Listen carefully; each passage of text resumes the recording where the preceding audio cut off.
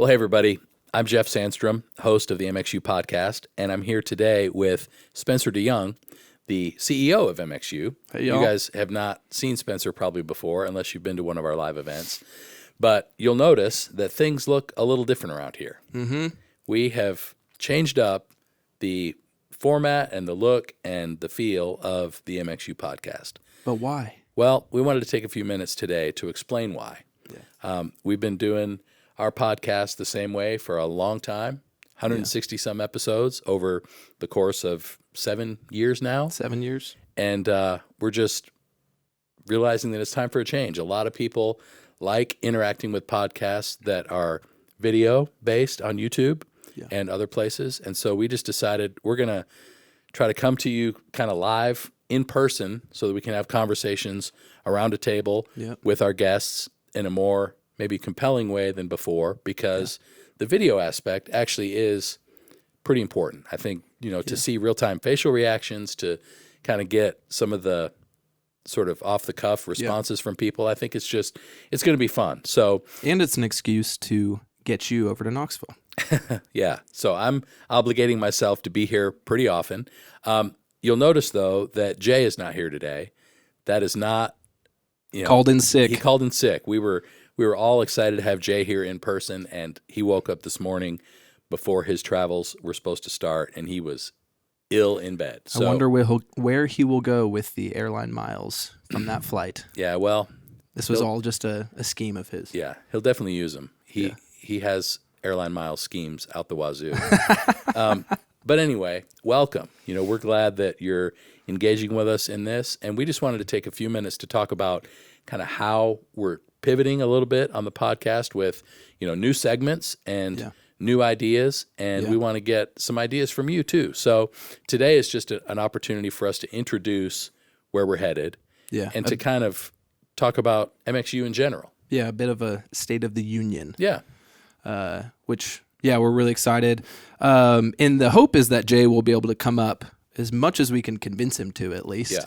I don't think Atlanta's all that far of a drive. But it's not. Well, and I know he has certain tastes and proclivities that we might be able to tempt him with, so he could maybe be enticed to make the drive, Yeah. Not just Buc-ee's beef jerky, but there may be other things that would entice Jay to be here more often. I feel like that guy, he doesn't go anywhere unless it's by plane these days, though. So he is a little bit of a snob when it comes to travel. Yeah. But he's got that great Jeep. Like coming from you. Come on now. I've earned it. I'm old. You've earned it, that's right. But he's got that great vehicle. It's like, I'd want to be driving that thing all the time, especially up here in the mountains. He could come and off-road and get the Jeep dirty and then do a podcast and drive home. It'd be fun. Yeah, for sure.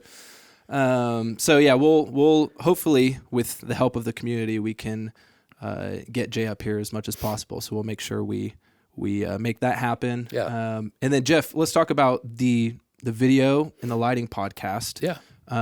There's been a few episodes, so we want to address that. Yeah. Let's move on to that.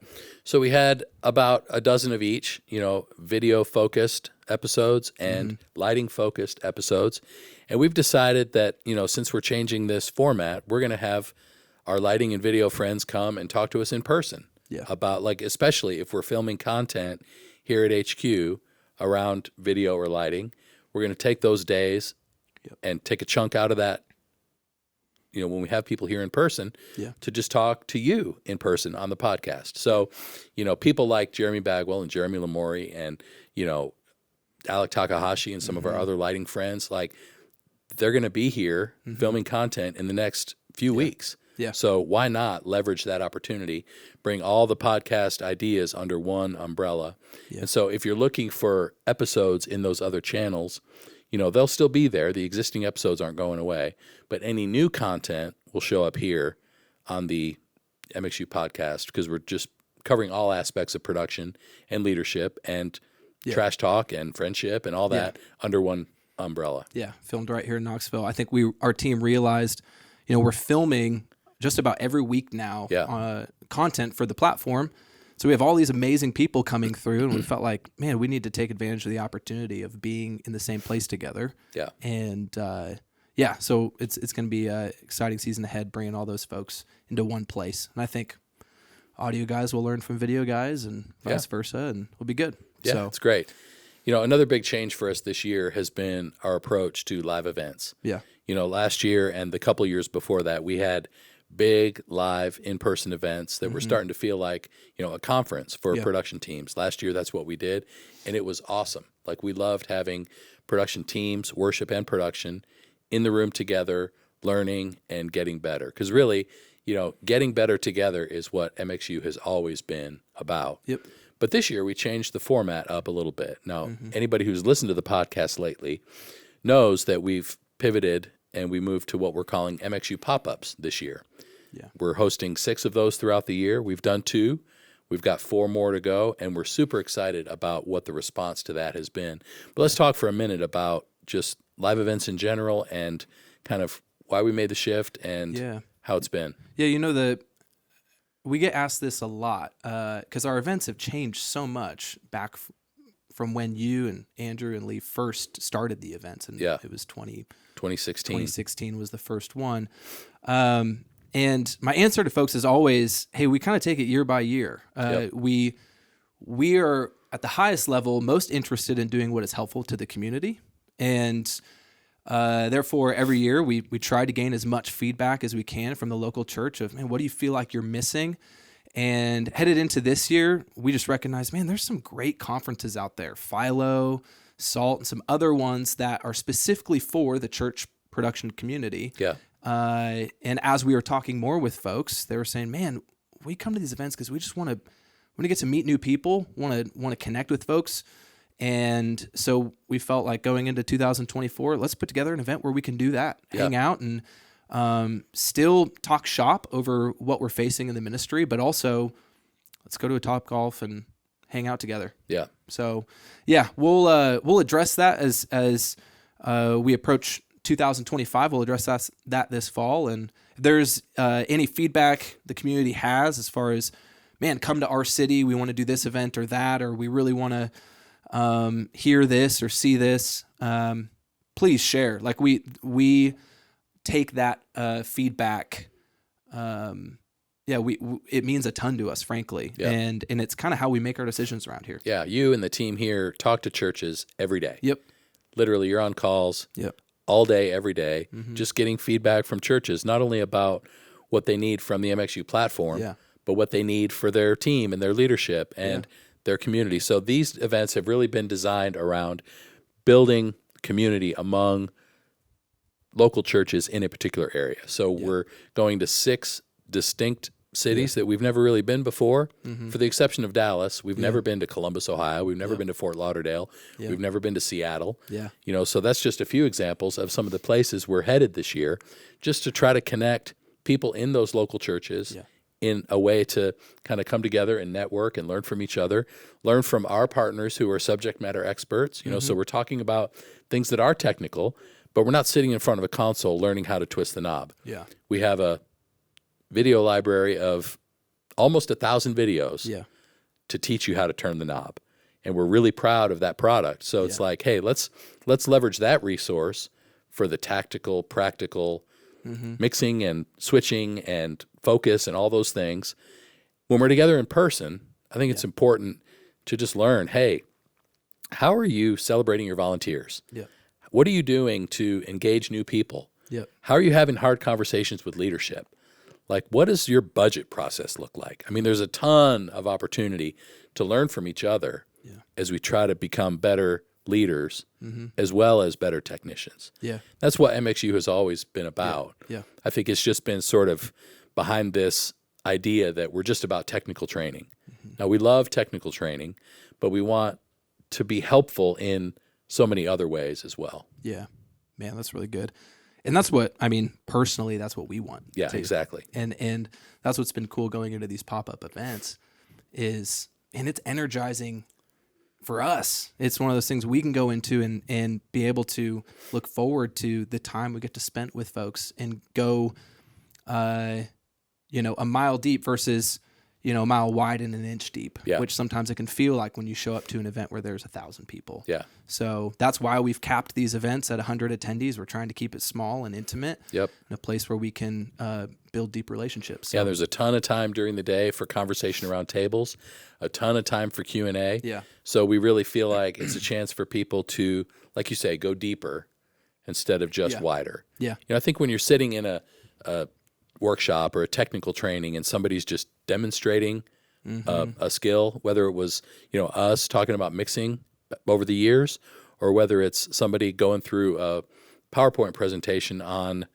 whatever workflow, I think there's just a layer of disengagement sometimes, because if you've got 500 people in the room, it's really hard for somebody to raise their hand and ask a specific question without interrupting the whole flow. Yep. Well, here we're around tables with 8 people, and we can actually dig in for 20, 25, 30 minutes sometimes, talking about real specific problems, real specific issues, and people can get real help, which is great. We've seen, we've seen young people who've shown up to these things. I'll never forget Sam from a couple weeks ago. Yeah. This 12-year-old church volunteer who is just soaking everything up like a sponge, asking great questions, so curious. It's like, man, we never would have known about somebody like him if he were just sitting at the back at one of our large events. Yeah, and it was his student pastor that took him to the event, which was pretty cool. Yeah. So, we've got 4 pop-ups left. Go check them out on the website, getmxu.com. Get your ticket. They're selling out fast. But the next one is in Columbus. Yeah. So, we're pumped. All right. So, Jeff, there's a pretty big topic we need to talk about that we've got a lot of questions about over the past year. Lee Fields has one of our founders has not been on the podcast for over a year now.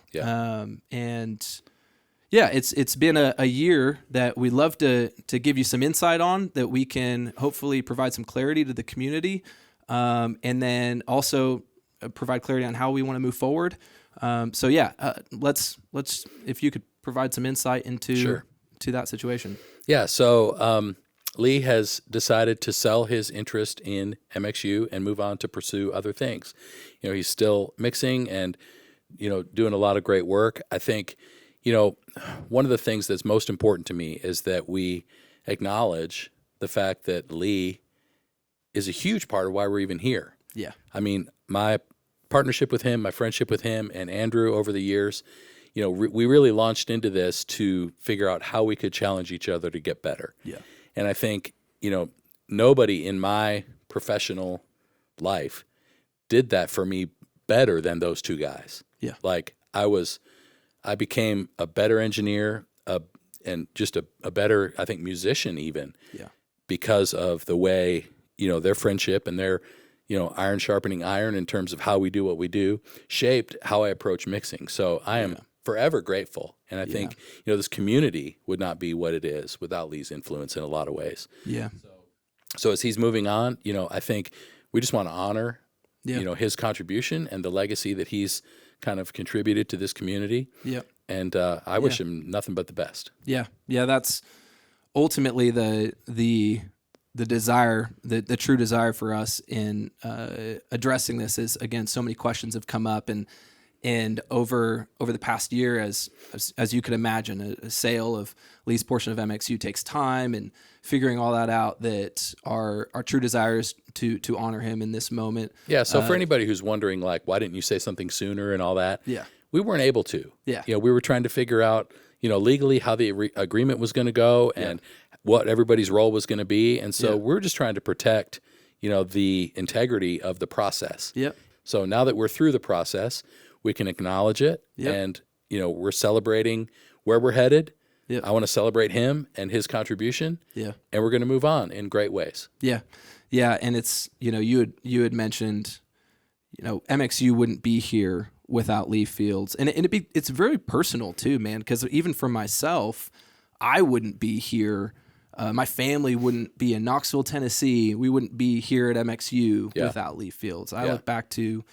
It was, I think 13, 14 years ago that I first met Lee. I'll never forget I was scared to death. I was playing drums at our church at Bayside in Granite Bay, in California. And Lee was good buddies with my brother Tyler, who's the worship leader at our church. And so I'd known a little bit about Lee, but I remember drumming and just being terrified. It was after our first service. Lee came up to me, looked at me in the eyes, and just shook my hand and said, "Thank you." And I'll never forget that moment. It was funny. And you were like 12. Oh yeah, I was. I had to change my pants after that moment. But all that to say, I went on our Instagram. It was earlier this morning. I got to find it because it really hit me.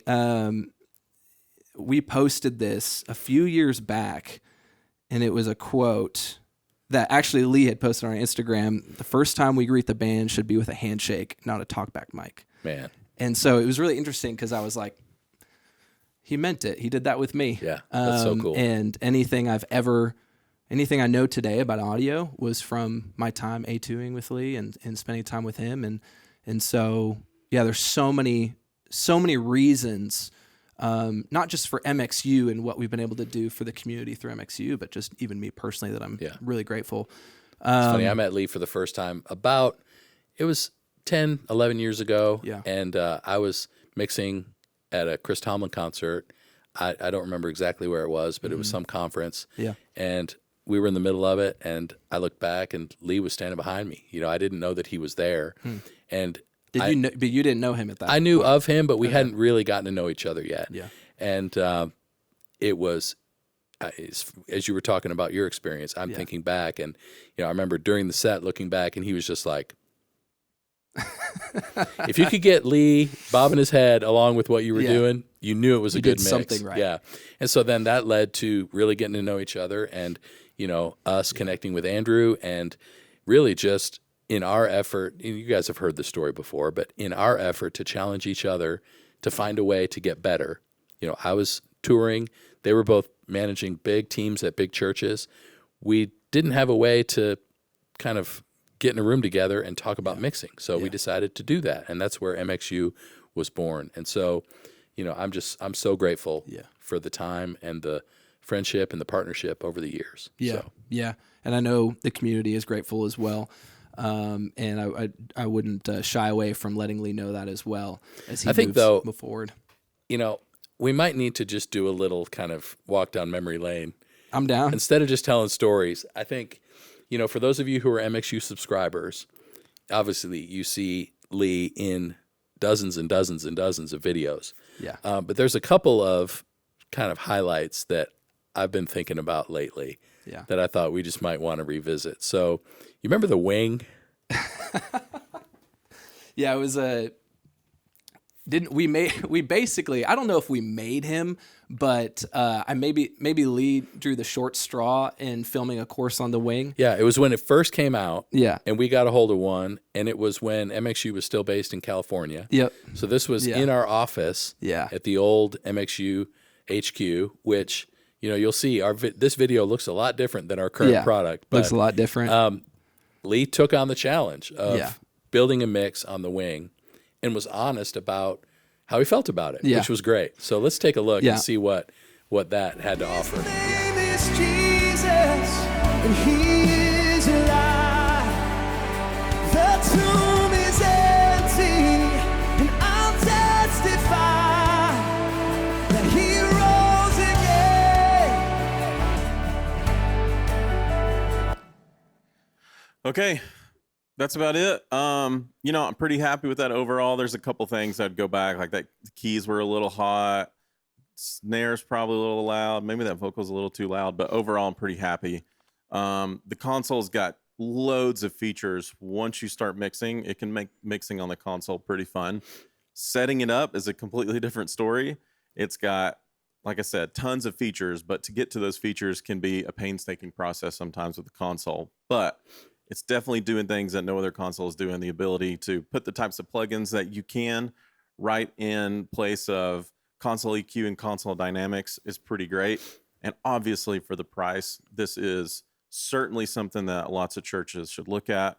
And it doesn't sound terrible, but when you've got a great band and great sources and great microphones, and you've done the best job you can learning how to mix, I think you can get a pretty good result. I love that. I love it because it's like, yeah, it's not terrible. Well, and if you're now seeing that for the first time, or you weren't with us, I think that was 2021. Go on YouTube, and then you'll find the great YouTube duel between you and Lee and Jake Goslin. That's right. The church front guys. Yeah. They did a review of Lee's review. Yeah. And then that turned into a lot of back and forth. But actually, the great result was we were actually able to ship that console to church front. Yep. And they gave it away to a church who could really use it because we didn't know anybody who could. Well, and it was interesting because Lee, you should definitely go on YouTube. It's very helpful. Lee, in some ways, kind of crucified the console after the fact because we had so many issues with it during that shoot. So it was just a fun time. But I will say that mix is pretty great. Yeah. And the fact that, I think this is a great example of, hey, a console that Lee to this day, I would say he loathes. He does not appreciate the Behringer Wing, yet can still put together a great mix. Yeah. And I think there's a lesson in there for a lot of churches. Totally. One of my favorite moments was when we did the whole series of Lee, Your Mix Sucks. Oh my gosh. Yeah. Well, because he basically came to us and said, I've really been struggling. I feel like my mix has drifted over the years. So this was a long process. It was during COVID. Yeah. And I think there's a lesson there too, right? Yeah. In the middle of COVID, we're still trying to figure out how do I get better? How can I kind of reboot, refresh, get back to kind of the basics of what I want my mix identity to be? Yeah. And so we went through this process. I was in Greenville. He was in California. Yeah. So he's mixing over the internet, cross country, and I'm listening and we're making comments. So we basically deconstructed his mix from where it was to what he really liked from his mix way back in 2012. Yeah. And then we created a new version, an update of his sort of baseline starting point for 2021. Yeah. And I think the results are pretty dramatic. Well, yeah. And not to mention, we set up in his garage. Yeah. Like, I remember we were having these ideas. It was the most COVID of all COVID things. Yeah. And we were, in the middle of conversation of how do we pull this off? How do we bring you into that conversation? Where do we film? I think this was before we had an office yet. And so we were all working from home. It was, we could just set up in my garage. And so we brought in a Yamaha desk and put some pipe and drape. That's real church style right there. Get some pipe and drape. And put a deer skull in the back and let's mix. So let's check that out. Okay. Make sure the band's all on this. Okay. I'm a little afraid to hit play, to be honest. So we're going back to 2012. 2012, and then I'll recall 2020.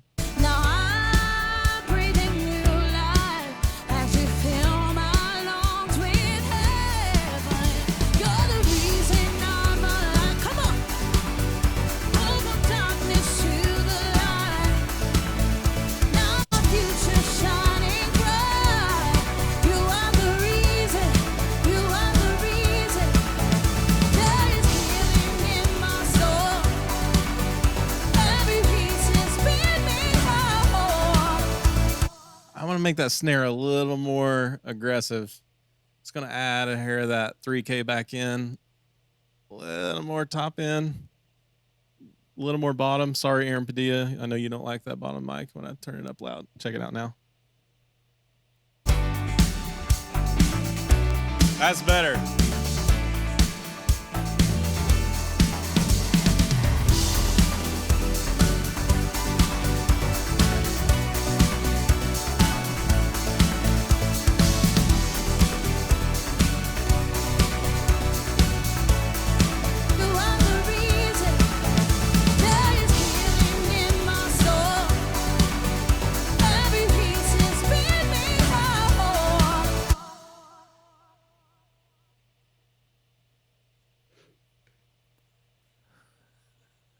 Feels pretty good. It feels better. Yeah, it does. Yeah, it's funny. We both had the head bob going.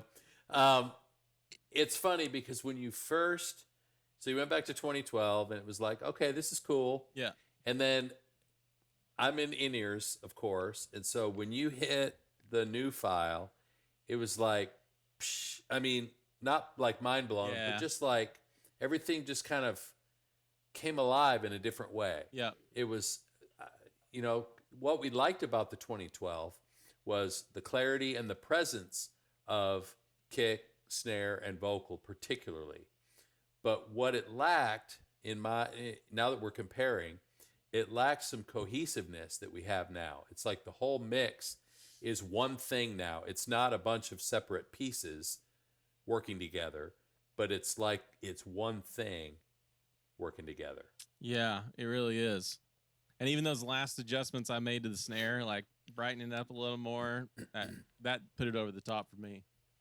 Yeah. Like if I can get the Very snare cool. drum right and I'm happy about it, like Yeah. that's half the mix for me, the snare drum. Absolutely. Yeah, and it's a great sounding drum, so that helps. Yeah. That's funny. Well, what I love about that is that it does sound great. Yeah. Like anybody, even a studio engineer, would be happy Yeah. with that kind of result. Like I think just the desire to continually just find what's a little better, find what's next. And there's no denying those drum sounds. Like I would dare to say that there are a lot of snare drums out there in church that sound different today because of Lee Fields. Yeah. Like that. There's even I was laughing when he was tweaking the snare just a little bit because there's just always something to take it to the next level, especially in the realm of drums, which I would argue is the most fun. So, But yeah. there's still a lot of snare drums in churches that sound like crap. So Go to watch it. getmxu.com, sign up for free today to get your drums sounding as good as they can be. Yeah, no joke. But oh my gosh, that I love that video. Okay, so one of my favorite things about Lee Fields to this day are his hot takes. He is notorious for having a hot take. And What's funny is we created a segment on the podcast, Yeah. particularly for Lee and Andrew. I contributed a little bit, but for them, the soapbox moments on the MxU podcast were some of the best because they each had an opportunity to just rant about something. Yeah, and it was always kind of a joke in the early days of MxU because Lee did a lot of our social media, and so I'd always tell him like, "Bro, I love your hot takes. Let's keep them coming." But then it'd be like after Lee goes home, in the afternoon or whatever, and later that night I'm on Instagram and I'm like, "Oh, he posted a video. What did he say?" And there's that little internal like, what was he going to say? But this is one of my favorite moments, and I think he was spot on of a hot take, Lee. Let's pull up that video, Austin. All right, I've been thinking about something. Churches all over the world have just upgraded video systems. I mean, I'm seeing churches that didn't even have cameras before, and now all of a sudden there's a camera guy on stage. He's got the drums. They're out of focus. They're in focus. We pan over to the bass guitar player, and then the guitar player in the background comes into focus. He walks over on that side of the stage. Then he gets the keyboard player right as soon as he plays the melody on the turnaround. And then another cool shot like that, and another one, and another one, and another one.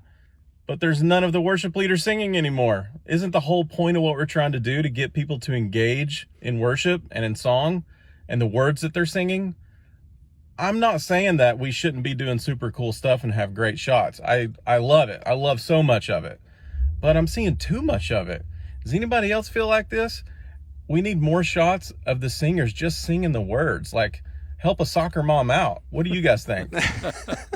Help a soccer mom out. What I love it is that it sounds like he's throwing shade, but he's talking about really talented camera ops doing great shots. Yes. So I love it. It's like Spicy Lee at its finest. Oh my gosh. And just the conviction. We don't have enough convicted people, especially in our community, of just wanting to make people better. Yeah. Right. And it's not just for the sake of getting better. It's to help the church. Right. And so, man, if you haven't gone to see him, there's dozens and dozens of moments like that. And I know Lee's still doing that today. And well, what I love is that it just reminds us all that there's a difference between having an opinion about something and having a conviction about something. Yeah. Like, I think if we would all just sort of let go of just ranting about our opinions and actually filter some of what we say on social media through the idea of how can we actually help each other? Yeah. Like, how can this be beneficial? How can this be something that's actually, it can be funny, it can be assertive, but it can be helpful too. Yeah. Right. It doesn't have to be critical. Yeah. It comes from a heart of going, man, I want this to be better. Yeah. Yeah. And I love that. Yeah, it's really good. So hopefully that takes some of you down memory lane. If some of that's new to some of the community, encourage you, man, there's a lot of Leaf Fields content out there on the MxU platform to go check out. I actually heard Lee might be starting a podcast, which is pretty sweet. Yeah. So go check out that. And he's still very much so active in the community. I would encourage you to get as much knowledge from him as you possibly can as he continues to help the local church and beyond. So yeah, we're super excited for him. It's good. Well, hey, tomorrow we have a new course dropping on the MxU platform. Yeah. From our buddy Todd Elliott. Yeah. So Todd Elliott from FILO was here a few weeks ago filming some content just around some of the basics of leadership and how to lead a healthy team and how to build into volunteers. And we covered a ton of topics.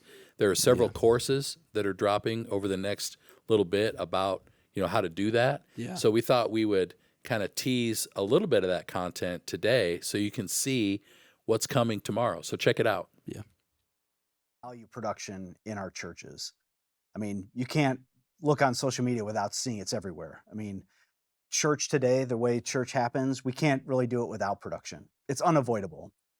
We need it, and our churches function around it. And so there's really no way to avoid production. The challenge is that generally speaking, production has the opportunity to really enhance what's happening from the platform, but it also has the ability to distract from what's happening on the platform.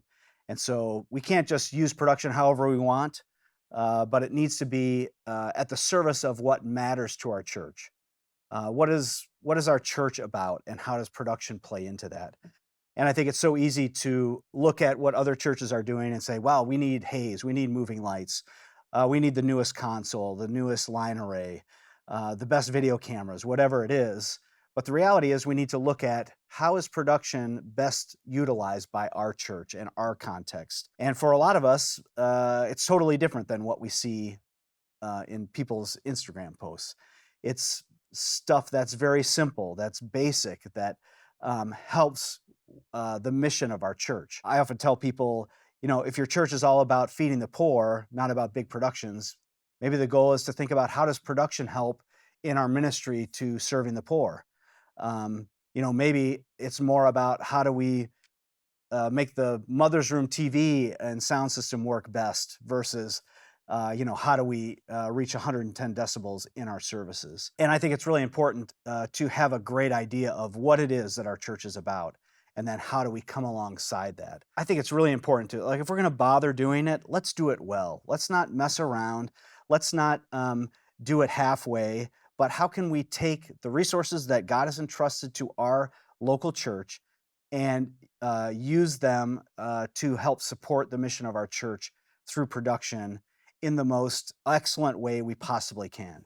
I think it's really easy to just want the next biggest thing, the newest, shiniest piece of gear.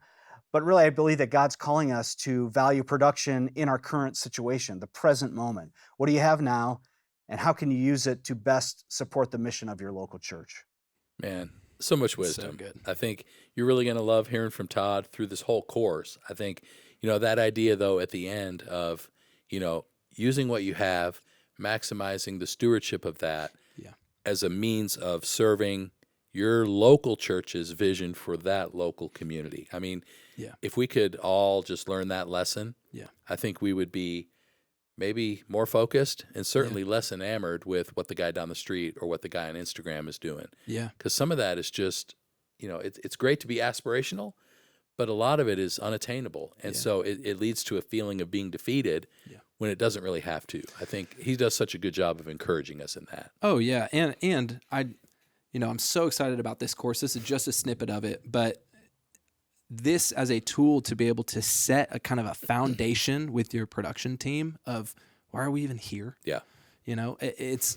There's obviously for all you leaders of production ministry, it's great. A lot of this would be a great reminder, and some of it there's going to be new revelation. But I would say to use this with your team as a pillar for your team to stand on. Yep. I think that's why we're so pumped about it, because helping, leading a team and being able to set vision and make sure everyone's on the same page of why we're here can be challenging at times. So the hope is that this can help in that process as you lead your team. So we're excited. Check it out tomorrow on the MxU platform. If you're subscribed, it's available right there, and we'll be sending an email to y'all as well, just letting you know. But stay tuned. And so I think as we move forward, we're going to have a couple of other kind of segments that are a part of the MxU podcast coming up. We're going to, like I said earlier, we're going to have interviews with some of our friends and subject matter experts. What are some other things that we're talking about kind of populating into this? Yeah, well, we were, our team came up with this idea that, Jeff, you agreed to, so we're holding you to it. But we're going to actually ask that some of the community send in mixes for Jeff to review, which will be pretty fun. So we did turn down for MxU for quite a long time, and we'll still do some of that. So send us your sound complaints. We want to keep kind of plugging away at those because that's a lot to talk about. But this is going to be more of like a turn up for MxU. A turn up for MxU. I don't know if that's the official name, but it sounds nice. Well, we'll see. But it's a chance for you guys to kind of get some feedback. And hopefully it'll be helpful and constructive. But we're excited to hear kind of what you're doing, whether it's, for a broadcast to another part of your church, whether it's just a front of house console recording for just giving yourself feedback, or whether it's a broadcast mix that's going out to the web.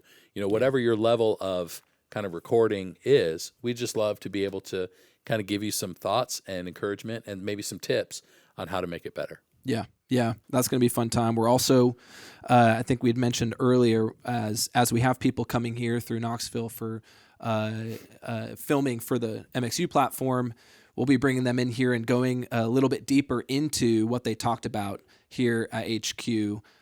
So you get a little bit of a sneak peek before things come out to the MxU platform, and maybe have a little more context than you would have prior. So it'll be fun too. It's great. Yeah, we're excited. We've already got kind of our next few episodes planned, so you're going to hear from a lot of our friends. We've got Phil Bledsoe, who's front of house for Sam Hunt. We've got Jeremy Bagwell from Ross and Jeremy Lamori from Fox Sports, who are also serving in their local churches. So they have kind of a dual context, right? They've got this high-level professional real-world manufacturer experience, and then, the needs of what a local church camera op and video director need to know. So I can't wait to hear what they have to share. It's going to be so good. Yeah. So stay tuned, but we can't wait to move forward with you all, and we'll see you next time. Yeah. Thanks for tuning in.